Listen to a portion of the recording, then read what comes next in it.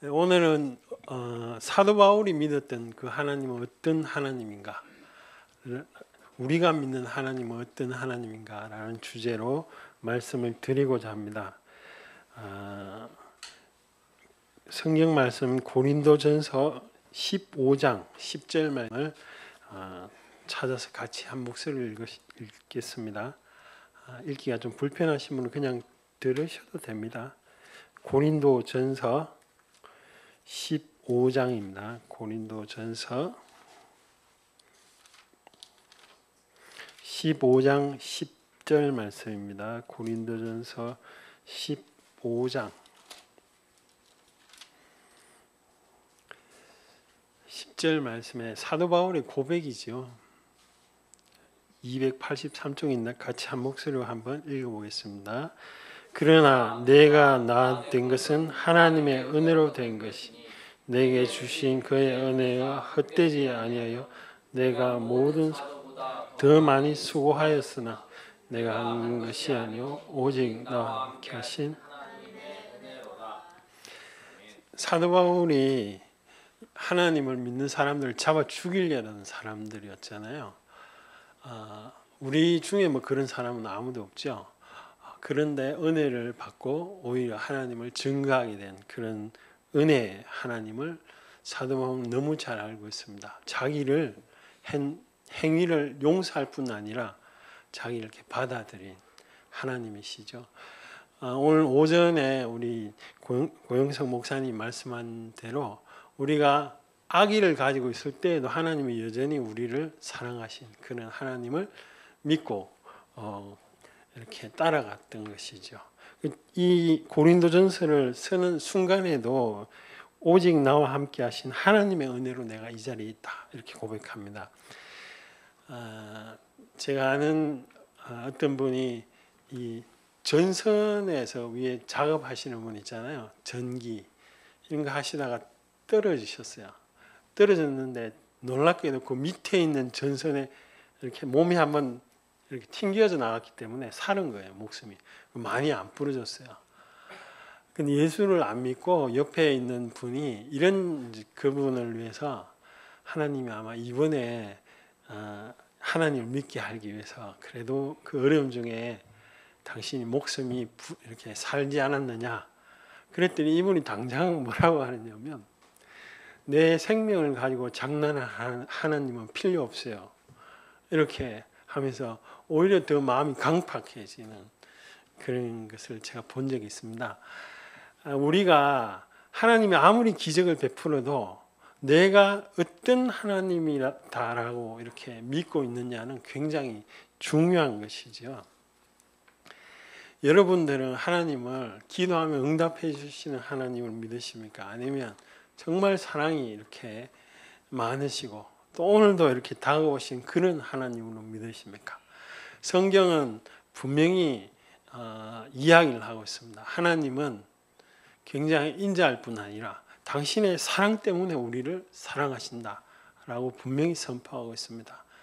어떤 권사님이 40일 동안 매일 새벽 기도 갔습니다. 기도 제목을 가지고. 그런데 39일째 되는 날 너무 바빠가지고 새벽 기도를 못 갔거든요. 그러자 그 기도 제목이 이루어졌겠어요? 안 이루어졌겠어요? 안 이루어졌대요. 그래서 이분이 뭐라고 하시냐면 그 하루 안 갔다고 하나님이 그렇게 하실 수 있냐. 성경을 잘못 알고 계십니다. 하루 안 가셨다고 하나님이 그렇게 하실 분이 아닙니다.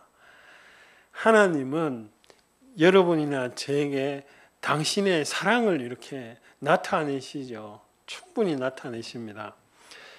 사도 바울에게도 충분히 하나님의 사랑을 나타낸 후에 준비시켜서 이방인들에게 복음을 전하게 하셨던 것이죠.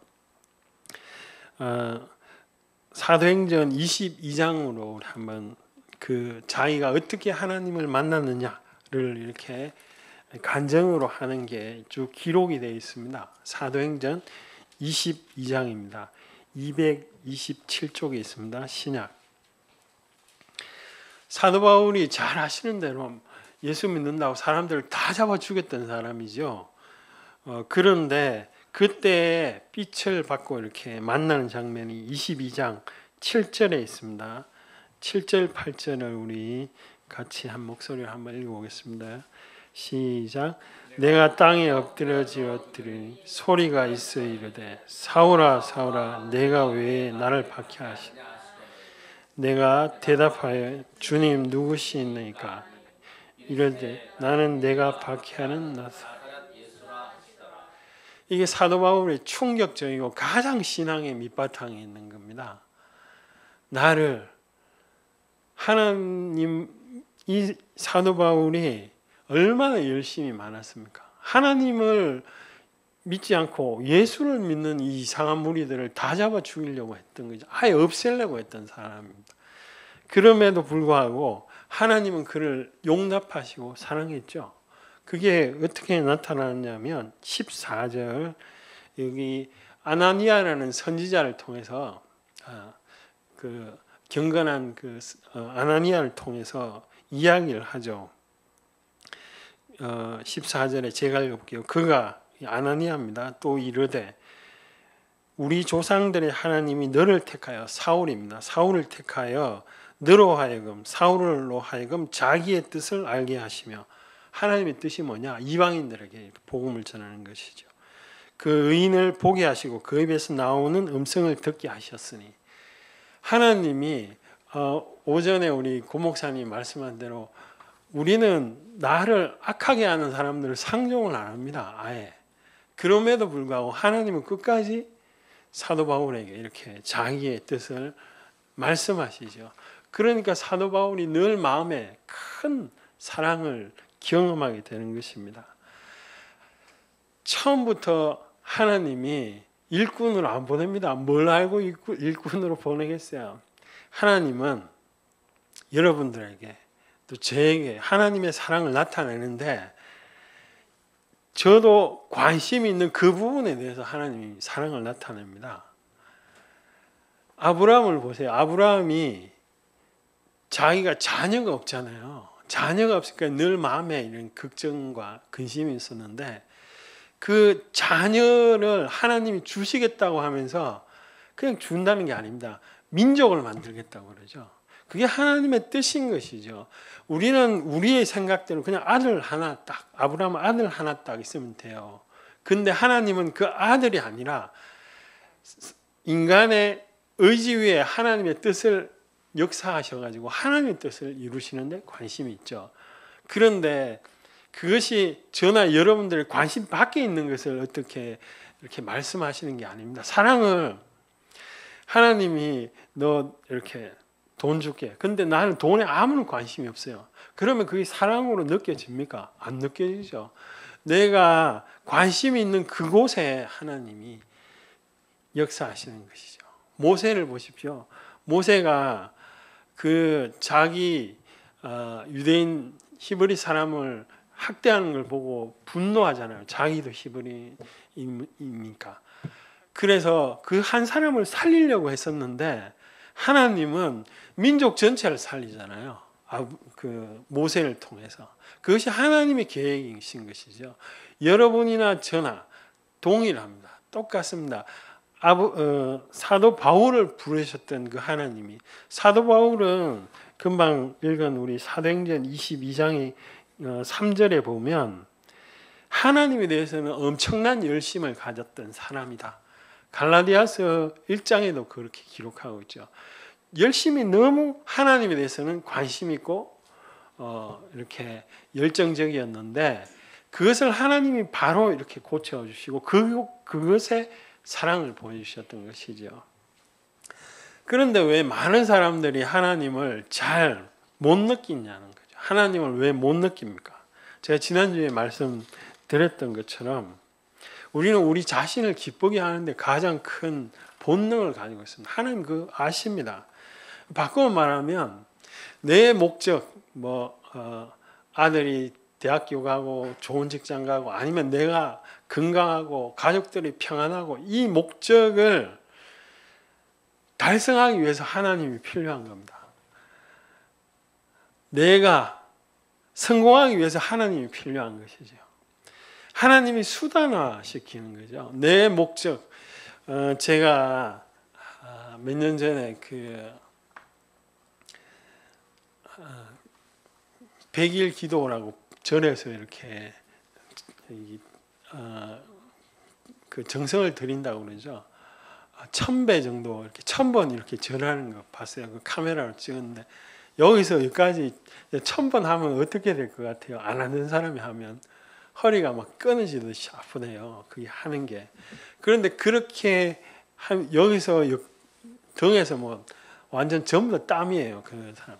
그렇게 정성을 들여서 하는데 그 사람의 생각은 부처님이 어떤 생각을 가지고 어떤 뭐 그런 거 없어요. 자기 소원만 이루어지면 끝이에요. 뭐 그 부처님이 뭐 어떻게 그런 거 아무런 생각이 없어요. 내가 내 목적 사업만 잘 된다든가 그러면 끝이 나는 것이죠. 그거는 인격적인 관계가 하나님은 그런 관계를 원하시지 않습니다. 사도 바울에게도 마찬가지셨습니다. 하나님은 자기의 사랑을 나타낼 뿐 아니라 하나님의 뜻에 이렇게 동참하도록 하나님의 뜻을 이루어 갈 수 있도록 그렇게 인도하고 계시는 것이죠. 그런데 많은 사람들이 하나님을 그런 수준으로 찾는다는 것이죠. 그걸 압니다. 하나님이. 왜 모르시겠습니까? 인간의 본성을 너무너무 잘 알고 계시죠. 그런데 그것만 가지고 있으면 믿음과 신앙은 자라지 않습니다. 바꿔 말하면 하나님의 관계가 이렇게 친밀해지지 않습니다. 사도 바울은 너무 하나님이 감사한 것이죠. 그래서 그 길을 목숨도 아끼지 않고 갔던 것입니다. 제가 백석대학교 상담대학원을 졸업했습니다. 제가 졸업하니까 별로 뭐 그런가 보다 생각하시는데 그 3학기를 편입했어요. 그러니까 1학기, 2학기를 안 했습니다. 그리고 3학기를 편입하려고 원서를 넣었더니 거기서 안 된다는 거예요. 왜 안 되냐? 총신 신대원 나온 사람은 편입을 받아 안 준다 그래요. 제가 화가 나잖아요. 아니 저기 백석대학교 신대원 다닌 사람은 받아주고 왜 나는 안 받아주느냐 이랬더니 백석대학교 신대원과 상담대학원은 이렇게 무슨 MOU 뭐 이렇게 맺어가지고 협정을 맺어가지고 받아주기로 했기 때문에 된다는 거예요. 총신대는 안 된대요. 총신대원은 안 된다고 그래서 제가 화가 나서 집에서 생각하다가 한 3번을 찾아갔습니다. 그래서 한 번은 거기 가서 옆에 그 교목실 있더라고요. 거기 가서 나도 좀 받아주고 공부하고 싶다 뭐 이랬더니 거기 또 그 앞에 있는 그 직원이 또 와가지고 왜 여기서 또 그런 이야기 하시냐고 딱 잘라가지고 안 된다라고 이야기 하시더라고요. 제가 집에 와가지고 거기 컴퓨터를 그냥 지원서에 그냥 이렇게 지원을 했는데 그 분명히 안 된다고 그랬는데 또 받아주더라고요. 그러니까 1학기, 2학기 등록금하고 시간하고 많이 벌었죠, 제가. 그게 너무 감사하죠. 감사하니까 하나님 앞에 이제 헌금을 조금 이렇게 했습니다. 제가 그 금액적으로 따지면 한 700만 원, 650만 원 뿐만이 아니라 시간을 1학기, 2학기를 제가 안 다녔으니까 너무 고맙잖아요. 근데 그렇게 지원하면서 계속 하나님 도와달라고 기도하고 이렇게 했던 거죠. 그게 되니까 제가 뭐 하나님 앞에 조금 헌금한 거 하나도 아깝지 않죠. 왜냐하면 하나님의 그 사랑이 고맙잖아요. 그런 것처럼 사도 바울도 마찬가지입니다. 모든 사람은 하나님의 사랑을 받고 느끼고 경험해야 그래야 하나님의 사랑을 증가할 수가 있는 것이죠. 사도 바울은 자기가 아까 저희들이 읽었던 우리들이 읽었던 그 고린도전서 15장 10절에 보면 내가 모든 사도보다 더 많이 수고한다고 그러잖아요. 그런데도 불구하고 내가 한 것이 아니라고. 하나님의 은혜로 된 것이라고. 그러니까 사도 바울이 전도하고 하는 순간순간에도 하나님을 계속 이렇게 느꼈던 것이에요. 무슨 의무감에서 몇십 년을 어떻게 복음을 전하고 그렇게 하겠습니까?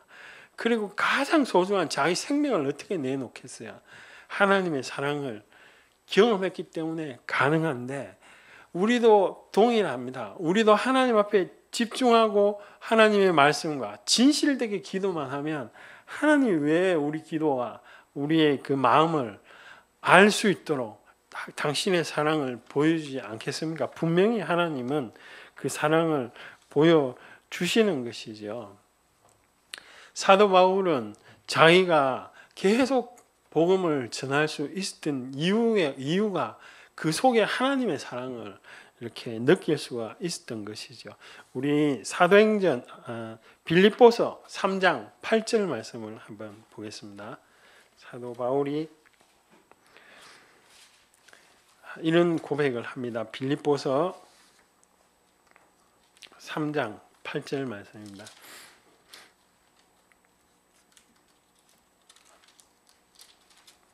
예, 한 목소리를 읽어보겠습니다. 시작. 또한 모든 것을 해로 여기기 가장 고상이기 때문에 내가 그를 위하여 모든 것을 잃어버리고 배설. 사도 바울은 예수 그리스도의 그 아는 것, 우리는 많은 사람들이 아는 것은 그냥 예수님 나를 위해서 돌아가셨다 그겁니다. 그거. 그런데 사도 바울은 훨씬 더 많은 것을 이렇게 이야기를 하고 있습니다. 예수 그리스도를 통하여서 하나님의 지식과 능력이 다 나타난다고.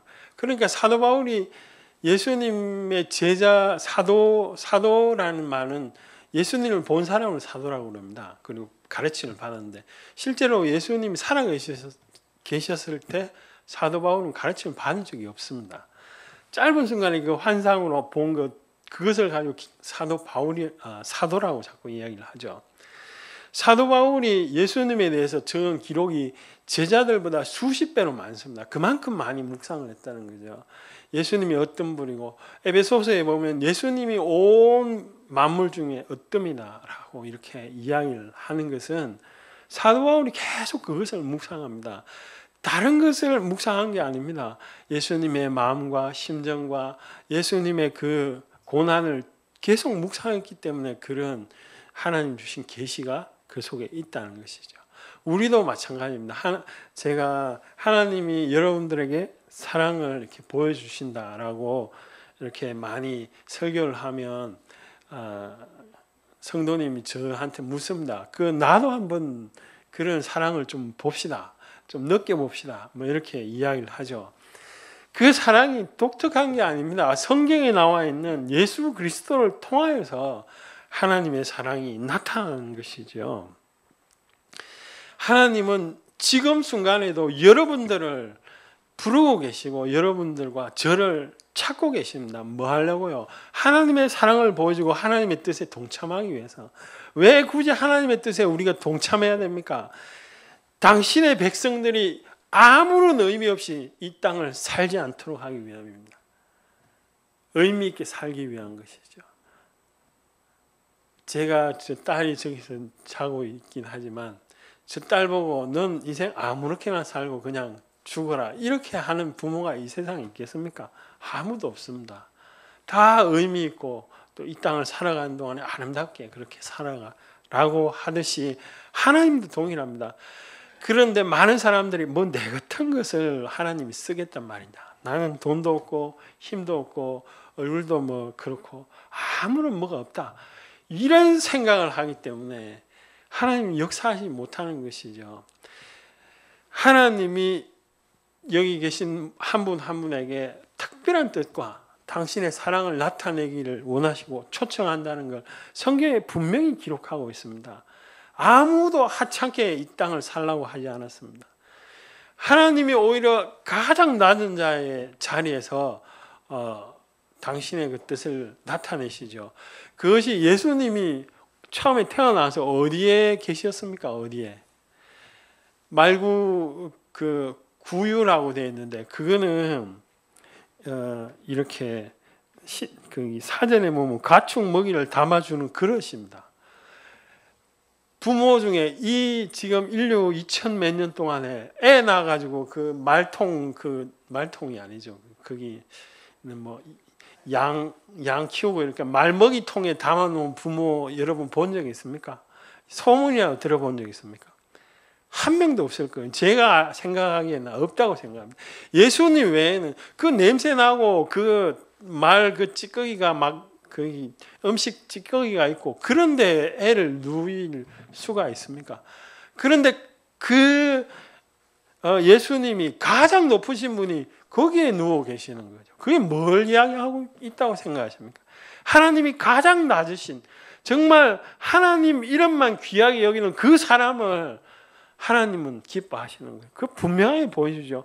하나님이 이 소식을 왕이나 제사장이나 뭐 굉장히 높은 사람들한테 보여줬습니까? 아닙니다. 양치는 그 목자들에게 나타나가지고 구유에 누인 아이가 정표가 된다고 누가복음에 그렇게 이야기하죠. 저나 여러분들이나 보잘것없는 자를 쓰겠다 그런 게 정말 겸손한 말 같지만 정말 책임을 모면하고자 하는 말하고도 비슷합니다. 하나님은 여러분들을 결코 쓸모없고 보잘것없다라고 한 분이 아닙니다. 결코 그렇지 않습니다. 하나님의 성전에서 계속 기도만 했던 그 안나라는 여자분이 예수님이 태어날 것을 알고 평생을 기도만 했어요. 하나님 성전, 그런데 성경은 하나님을 섬겼다라고 이렇게 기록하고 있습니다. 여러분이 아무도 힘이 없고 보잘것없다. 저도 마찬가지죠. 그런데 하나님을 볼 때는 그렇지 않다니까. 사도 바울이 무슨 능력이 특별한 자가 아니었습니다. 다만 하나님 앞에 열심을 가졌던 사람입니다. 그런데 그가 그 지역 전체를 복음화시키죠. 그 당시에는 지구가 고기가 전부인 줄 알고 있던 지동설이 있던 그런 가치관을 가졌던 세상이죠. 그럼에도 불구하고 사도 바울은 자기의 힘을 다해서 하나님을 사랑하고 따라갔던 것, 그것이 그 많은 교회를 세웠던 원동력이 되는 것입니다. 여러분들이 오늘 하루 그냥 오늘 밥 먹고 아무런 의미 없이 하나님이 보내라고 결코 그렇게 인생을 설계하지 않았습니다. 저희 어머님이 지금 천국 가 계시는데 저희 어머님이 살아계셨을 때 우리 집에 강아지가 있어요. 우리 집 강아지 이름은 다 복실입니다. 뭐 어떤 강아지가 오든지 복실이고 첫째고 그다음 두 번째. 그런데 한날은 복실이가 없어졌어요. 그래서 막 저녁에 찾으러 왔고 그 다음 날 하나님 앞에 기도하는데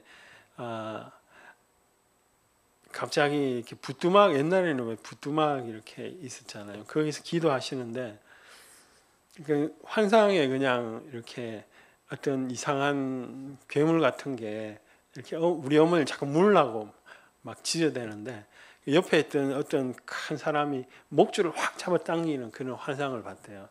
근데 그 다음날 아침인데 옆집에서 막 아저씨가 와가지고 막 화를 내고 뭐라고 하시는 거예요. 그 이야기인즉슨 우리 어머니가 복실이를 그냥 이게 그 찾으러 다녔는데 왜 그 사람이 잡아갔다고 그렇게 소문을 내느냐는 거죠. 그러면서 따지러 오신 거죠, 그분이. 근데 실제로 그분이 우리 복실이를 잡아서 잡수셨죠. 잡수시고 자기가 찔리니까 이제.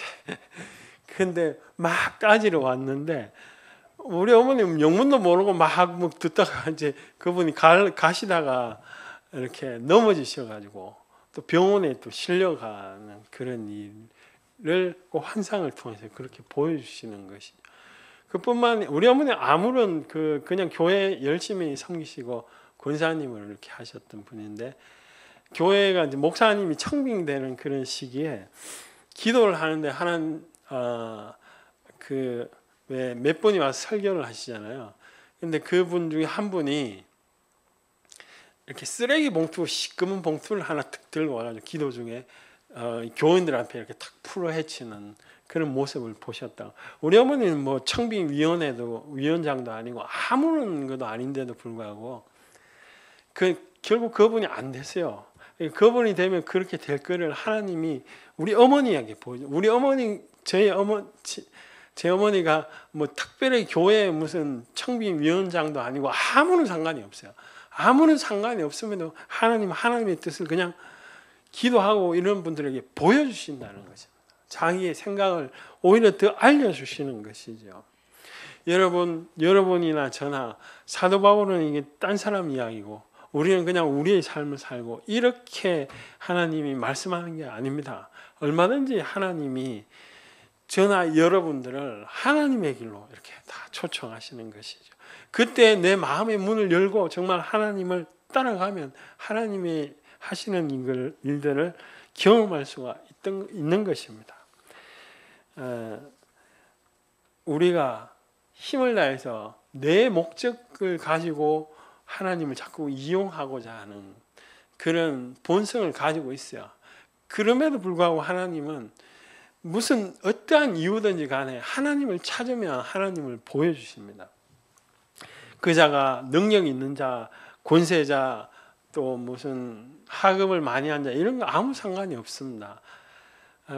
여의도 순복음교회 옛날에 1970년대 그 조영기 목사님이 여의도 그 벌판에다가 이렇게 성전을 짓고 하다가 석유 파동이 왔잖아요. 그래서 그 건물 구조가 올라가다가 이렇게 멈췄었어요. 왜냐하면 돈을 지급을 안 하니까. 그래서 조영기 목사님이 죽을까 자살할까 뭐 이렇게 하시다가 안 하시고 이제 그 기도회에 갔는데, 근데 돈은 당장 갚아야 되고 돈 안 주니까 뭐 일하는 사람이 일합니까? 멈춰버린 거죠. 근데 그 기도회 하는데 어떤 할머니 한 분이 이렇게 목사님 5분만 나가 이야기하고 싶다고. 그러니까 조영기 목사님이 제발 좀 앉으라고 뭔 이야기를 하시냐고. 딱 5분만 3분만 이야기하라고. 마이크를 줬더니 그 마이크를 붙잡고 하시는 말씀이, 내가 하나님을 모르다가 조영기 목사님 때문에 하나님을 알게 됐는데 너무 그것이 감사한데, 보니까 이제 목회가 힘들어서 목사님 보니까 다 죽게 생겼거든. 자기는 너무 기쁘지만 목사님 너무 이렇게 자기가 집에 보니까 아무것도 드릴 거 없고, 자기가 이렇게 밥 먹고 하는 그 젓가락이 좀 이렇게 비싼 건가 봐요. 이거라도 좀 교회에 보태으라고 이렇게 하니까 조영기 목사님 펄쩍 뛰죠. 그 세상에 그 어르신이 드시는 젓가락을 내가 어떻게 이렇게 헌금을 받냐고, 앉으시라고 그랬더니 그 할머니가, 아니 나는 왜 이렇게 이게 보잘것없어서 안 받냐고, 왜 나도 드리고 싶다고. 근데 그 장면을 보면서 거기에 있는 모든 사람들이 다 울고 하나님께 그 사람들이 우리도 헌금하자고, 그래서 그 교회가 어려운 고비를 넘어갔어요. 그 교회가 설 수 있었던 그 할머니의 진실된 그 마음, 그것 때문에 그렇게 역사가 일어나는 것이죠. 사도 바울도 그렇고 저도 그렇고 여러분들도 마찬가지입니다. 여러분 삶 속에서 내가 엄청난 걸 하나님 드리면 기뻐하실 것 같습니까? 아닙니다. 절대로 그렇지 않습니다. 당신의 사랑을 내가 알면 그만큼 기뻐하는 게 없습니다. 하나님이 그렇게 다가오시느냐? 예, 물론입니다. 그렇게 다가옵니다.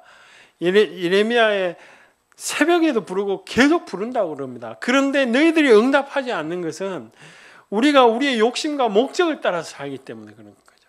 내가 하나님을 향하기만 하면 하나님의 뜻이 분명하게 보인다는 것이죠. 우리 이 시간 한번 짧게라도 한번 기도합시다. 우리는 늘 바쁘죠. 늘 내가 뭔가를 해야 되고 뭔가가 되면 하나님께 바칠 그런 태도를 가지고 있지만, 하나님은 그분은 그렇게 만유를 지으신 분이 뭐가 안타까워서 그렇게 뭐 달라고 하시겠습니까?